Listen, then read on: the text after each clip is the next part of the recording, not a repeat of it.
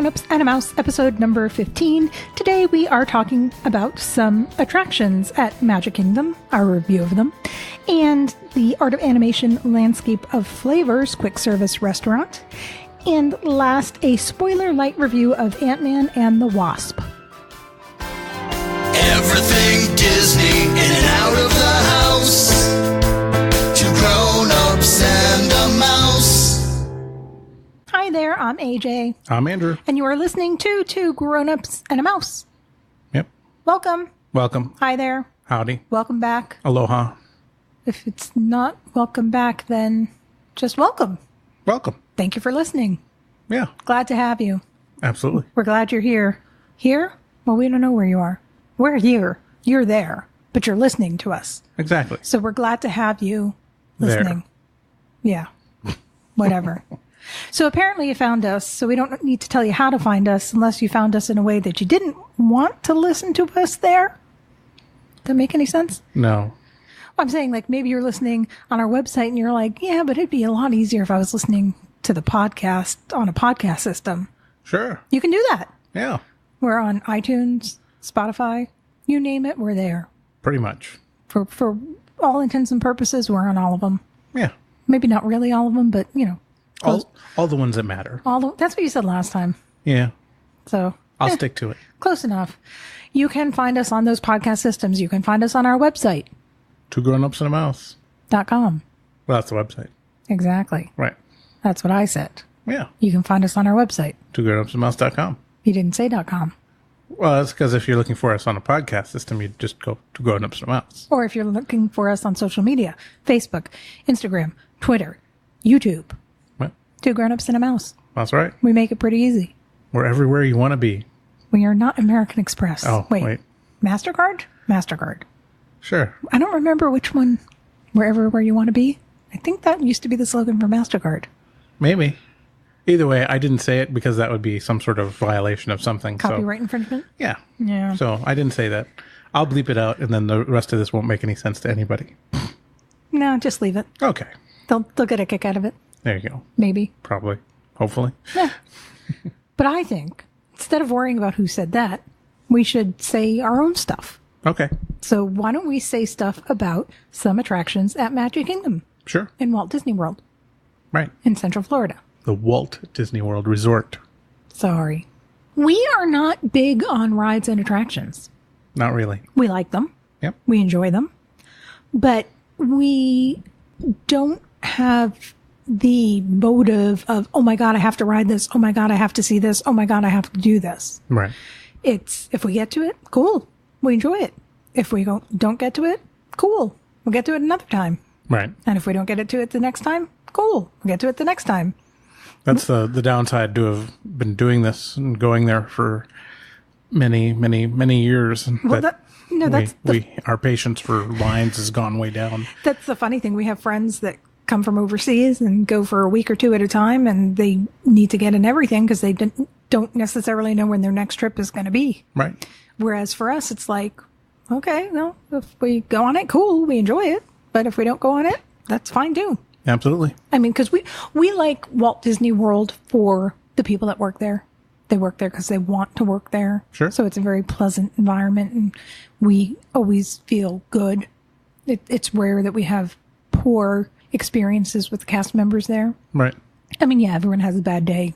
You know, some have better days than others. So it's not perfect. But in general, generally speaking, we typically have good experiences, and that's a big reason we like going up there. Sure. The rides and attractions are just a bonus. Absolutely. But there are some rides and attractions that we enjoy We enjoy more. I don't know what that is. More.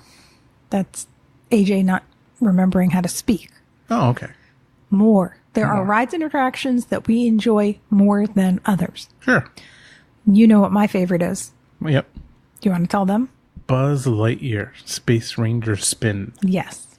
I don't know why it's my favorite, but what I do like about Buzz Lightyear Space Ranger Spin is it is good for the entire family. Yep. And I do not believe that there is a height requirement. I don't think so. I'm pretty sure you could even bring a baby on board with you if you wanted to. I think so. I don't remember seeing any restrictions on it. Yeah, because it's a low speed attraction. Right.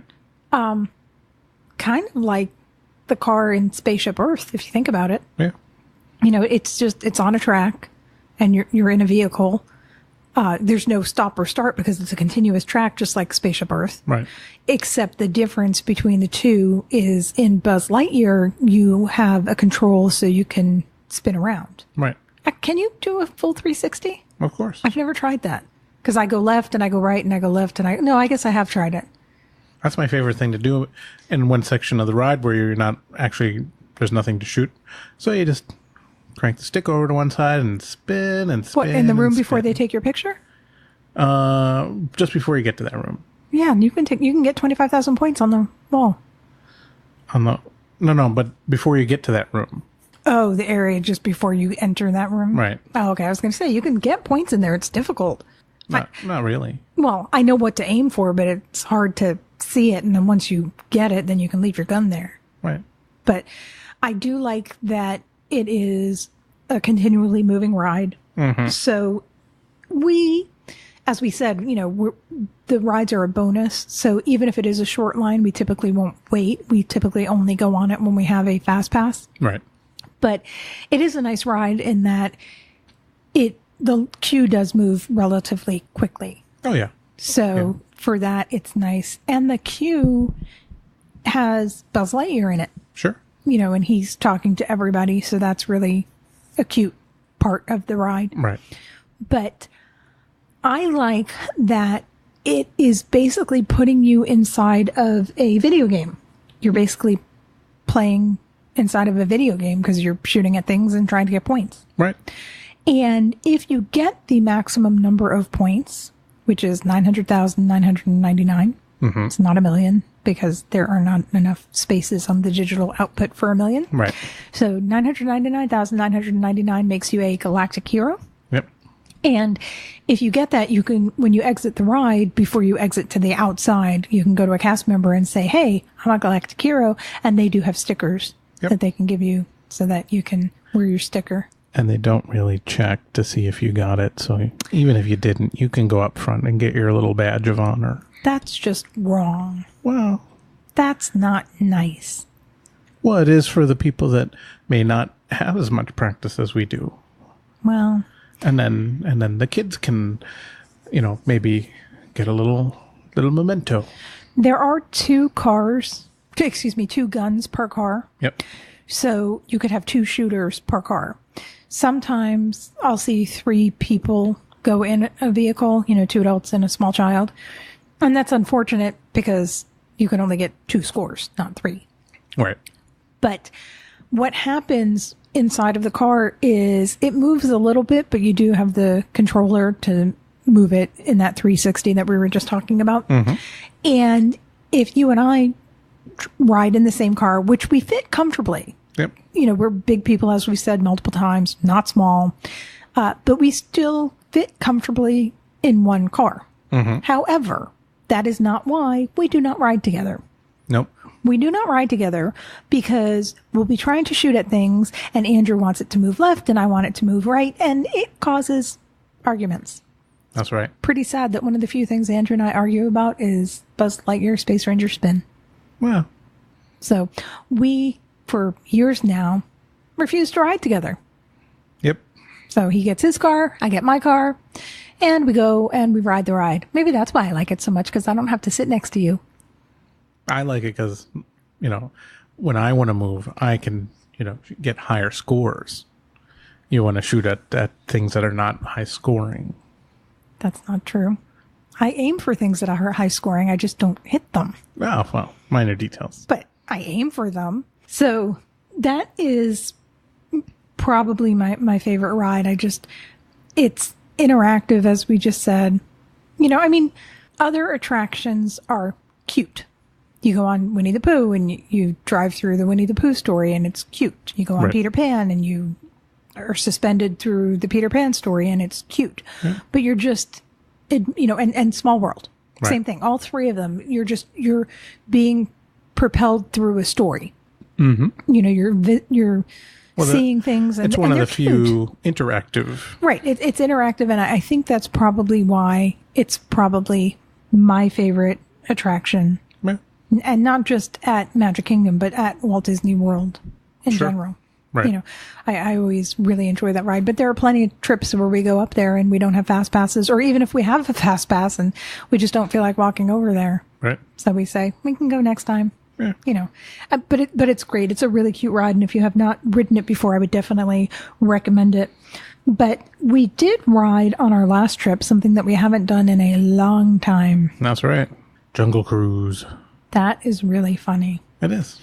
That is also bringing you through a story. You Yep. know, you're getting told a story. It is a boat ride, but it's on a track. You can't see the track, but Right. you know, but it's basically on a track. Even if it's not on an actual track, it's might as well be. Yep. You know, so you're riding in this boat through the water, and you have your Jungle Cruise guide, and the entire time they are telling puns, not even jokes. Yeah. It's That's very mostly- it's very punny. It's mostly puns. So- It's mostly puns telling the story. Yes. Yeah.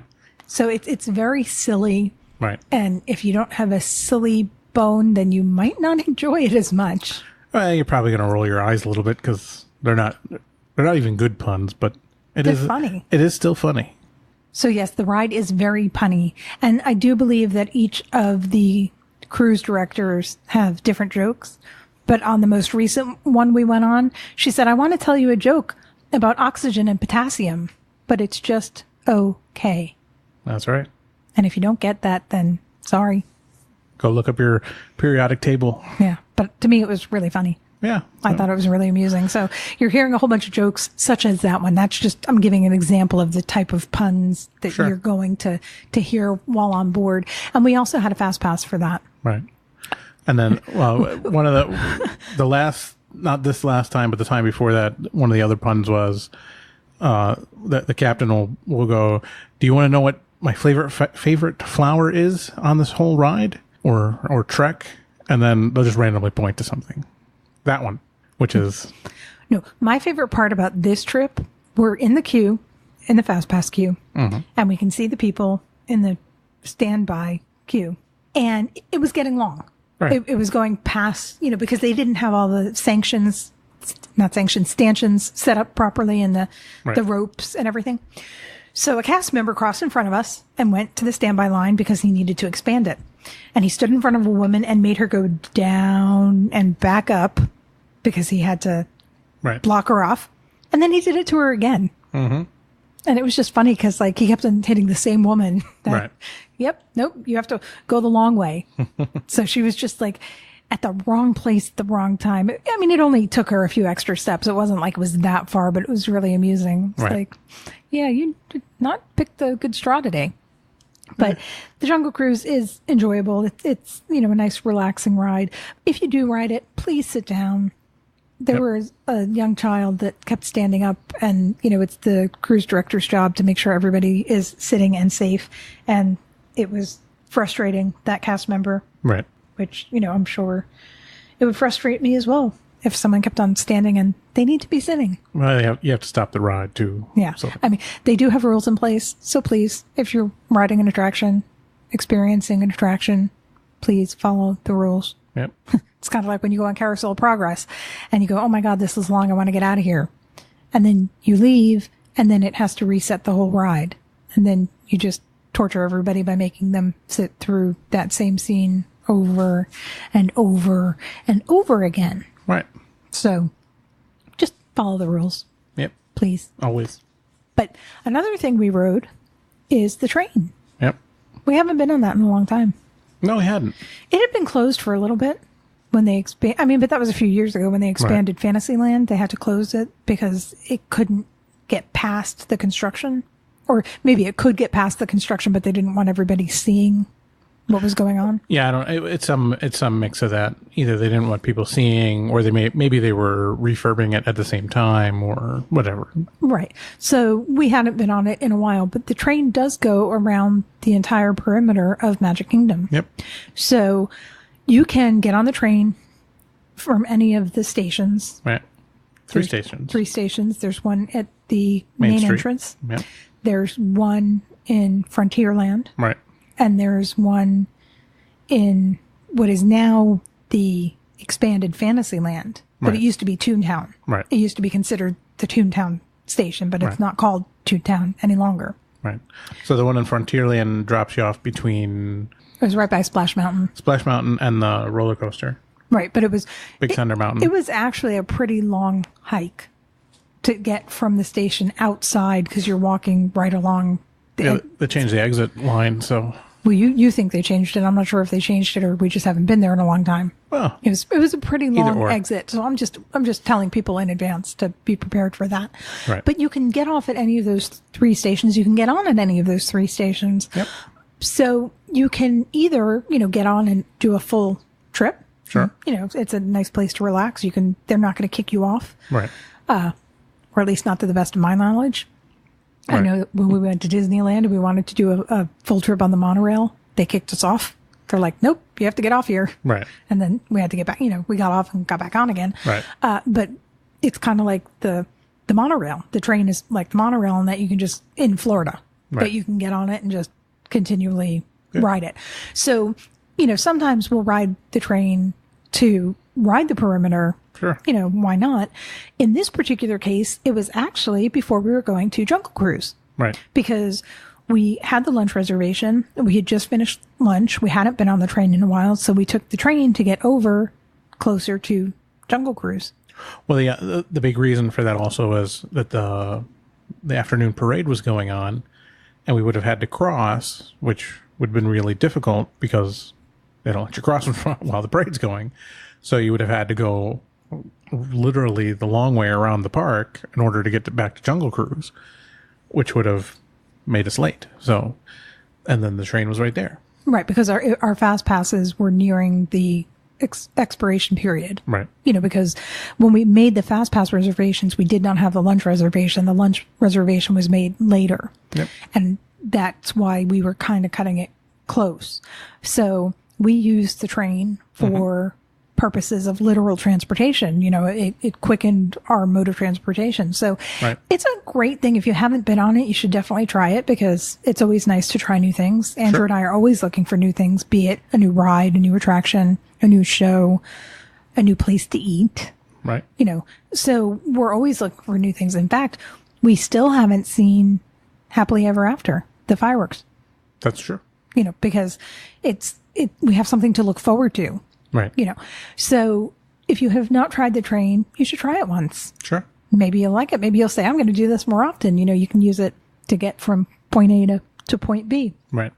The last attraction we're going to talk about is probably Andrew's favorite attraction. I shouldn't speak for him. I'll let him say if it's his favorite or not. Well, I don't know if it's my favorite, but One of. it's a low weight, relaxing ride. That's a good way to put it. Okay. What is it? The TTA, What does that stand for? Tomorrowland Transit Authority, Also known as. the People Mover, which they closed in California, so it's only active in Florida. And our friend that we met on a D23 event said that they closed it and they would not be able to reopen it because of the Americans with Disabilities Act.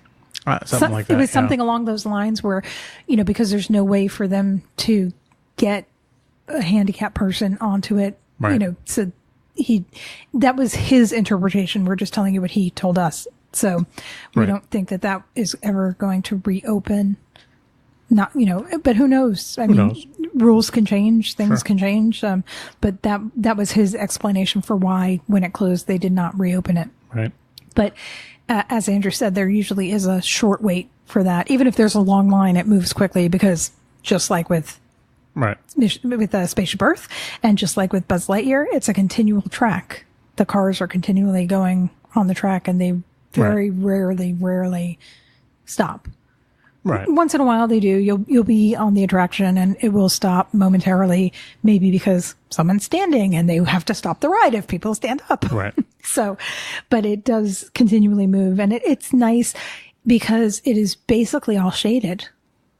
Yeah, pretty much. I mean, it's if it's early or late in the day, you might get a little bit, but it's shaded. When you're in Space Mountain, it's air conditioned. It's usually breezy.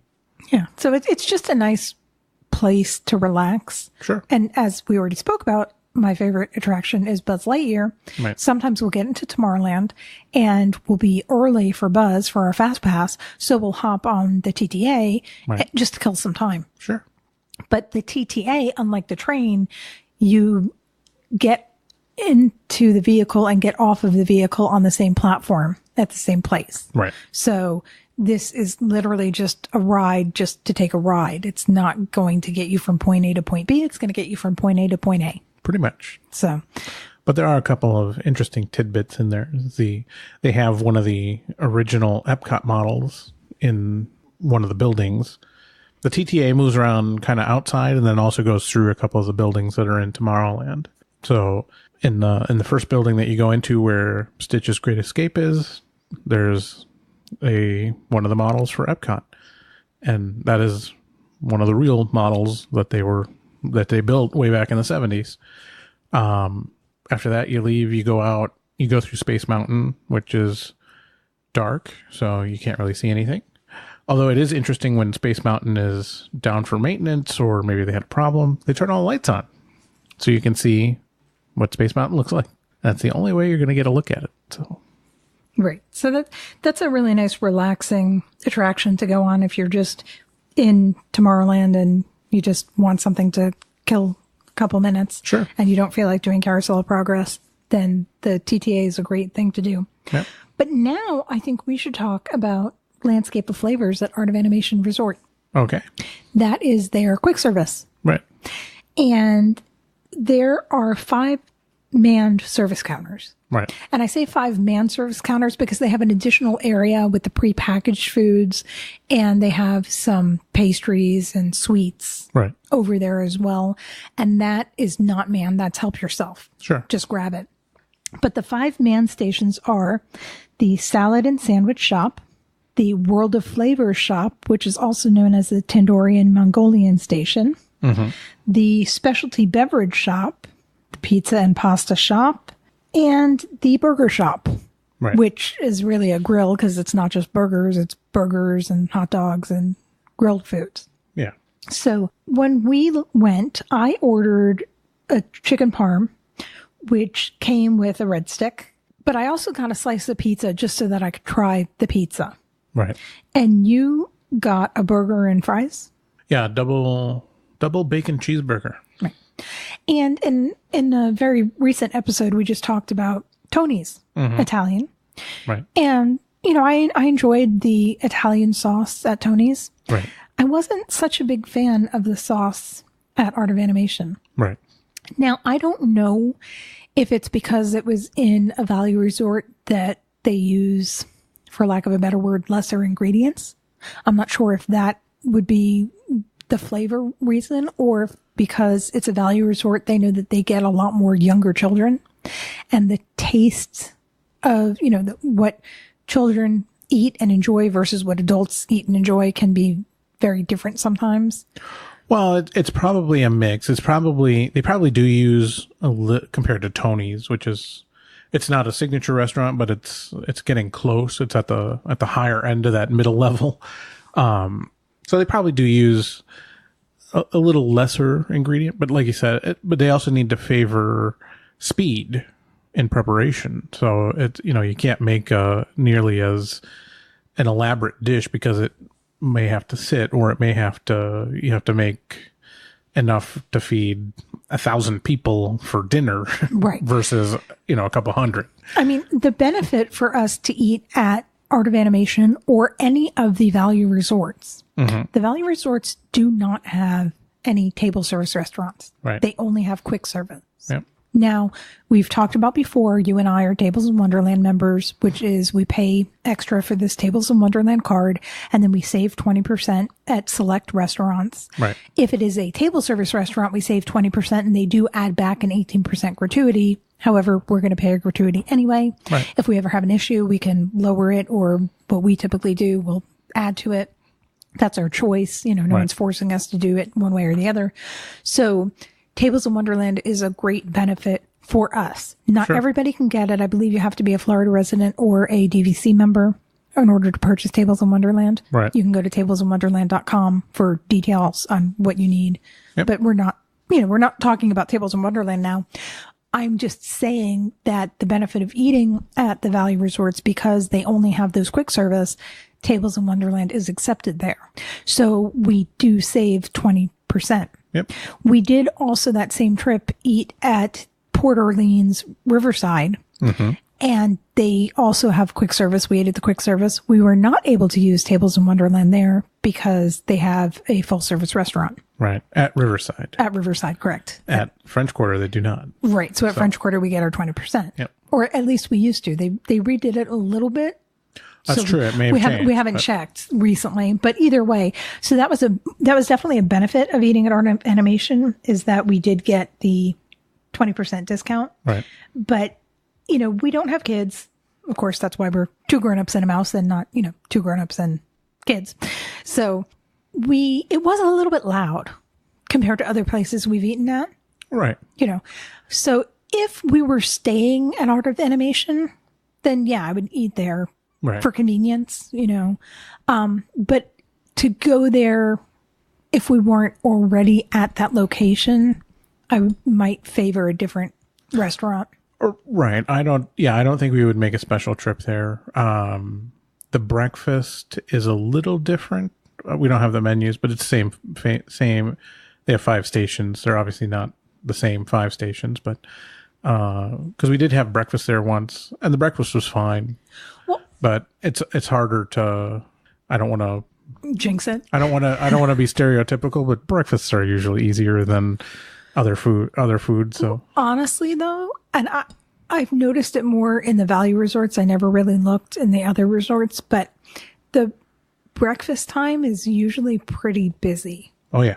Because people, think that, and not that they're wrong, but they think that breakfast is the most important meal of the day, especially when you're going to go inside of the parks and walk around. So you want to start with nourishment. Right. So they do tend to be busy at breakfast time. Well, yeah, because most people are getting up, they'll go eat and then go to the park, as opposed to, lunches. A lunch at many resorts is usually pretty dead. Not all resorts, but most of them. Yeah, during lunchtime, because people are in the parks. Right. So breakfast is definitely busier than lunch. And then dinner gets busy again because they've been in the parks all day and then they come back and at dinner time. Well, but it's a mix. It's kind of halfway, because a lot of people are coming back, but a lot of people are eating somewhere else. Maybe they're eating in the park, or they're eating at Disney Springs, or it's also a longer time period, because dinner, depending on what they did, could, might be between 4:30 and 8:30. Right. So it's kind of spread out more. Whereas breakfast, a lot of people want to go to Rope Drop. So I'm talking about between like 7:30 and 9:30, it being really busy. Oh yeah. And then it dies off a little bit. Sure.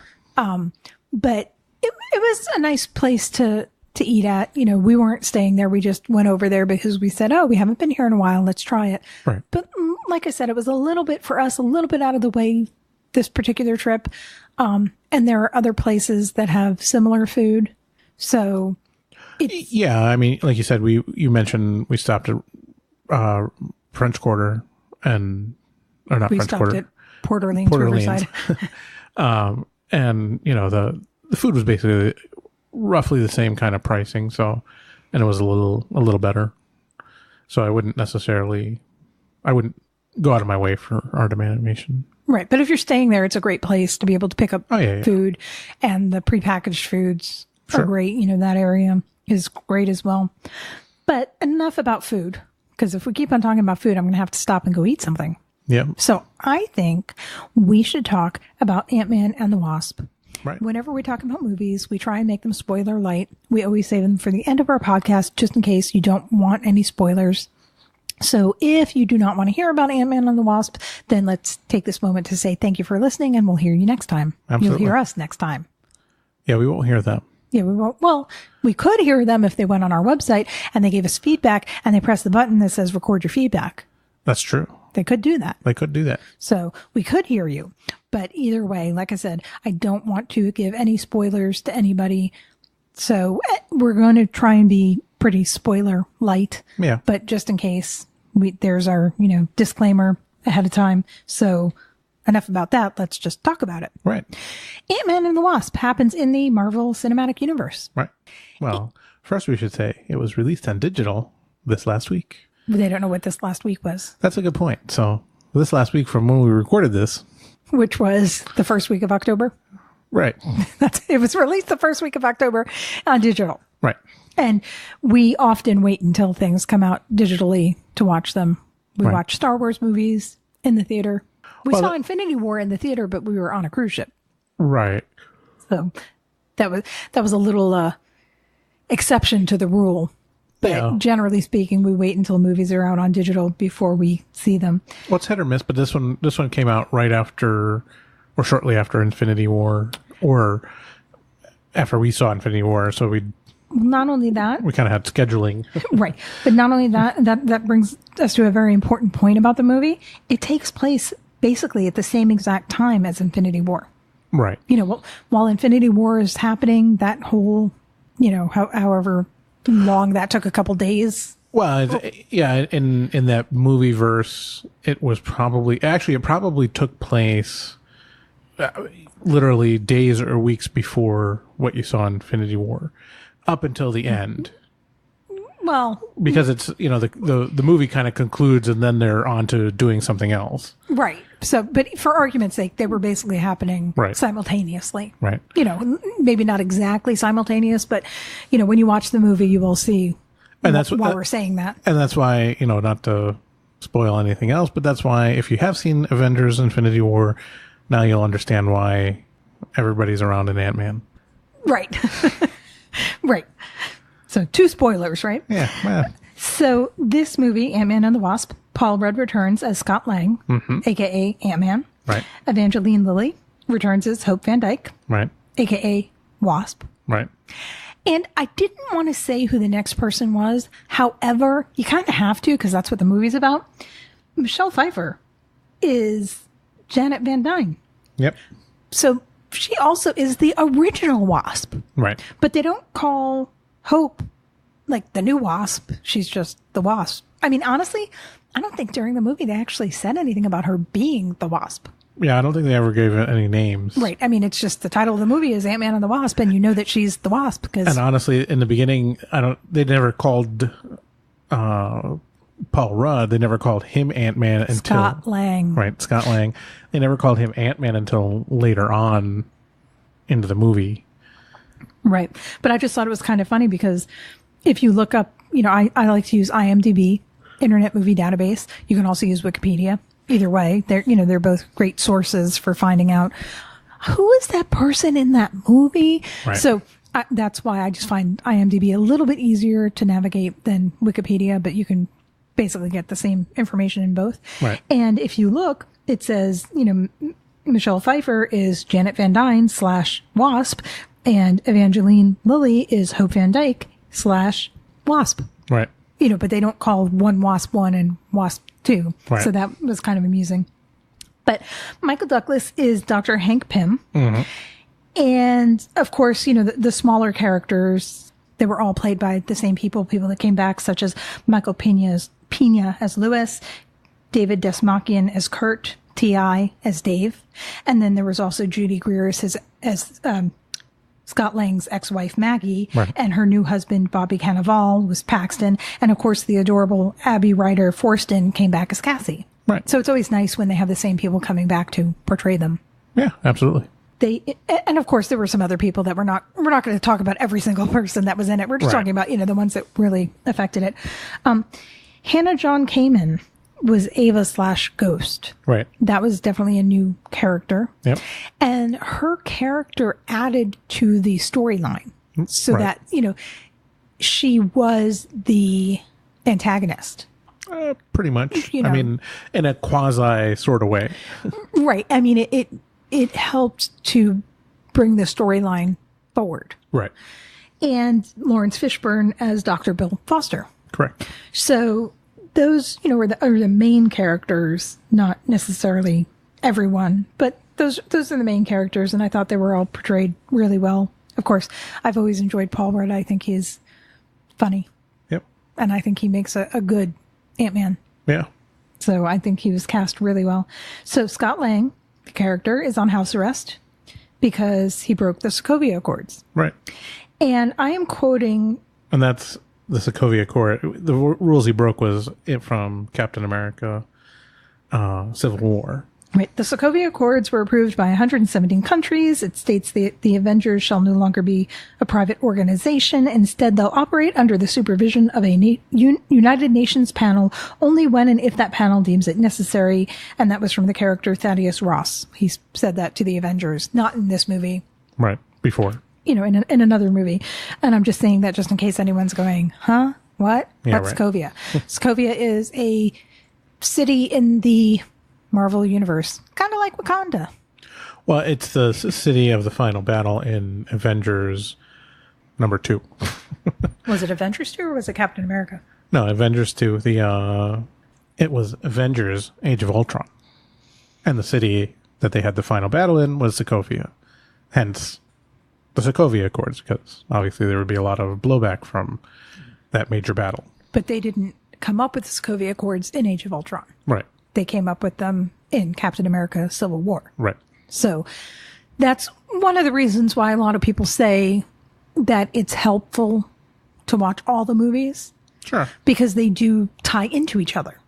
They do. You know, because now Scott Lang's on house arrest for breaking the Sokovia Accords. Right. And he evidently made some sort of deal. Right. But if you didn't know what the Sokovia Accords were, I mean, I think you could still watch Ant-Man and the Wasp. Oh, yeah. You don't need to know you'd be that. fine, but you might be a little bit thrown Right. for a loop, maybe. But either way. So a big point of the movie was Hope and Dr. Pym, who's her father, realized that they can find the mother who was lost prior to even the first Ant-Man movie. Right. I mean, she was lost when Hope was A child. young Right.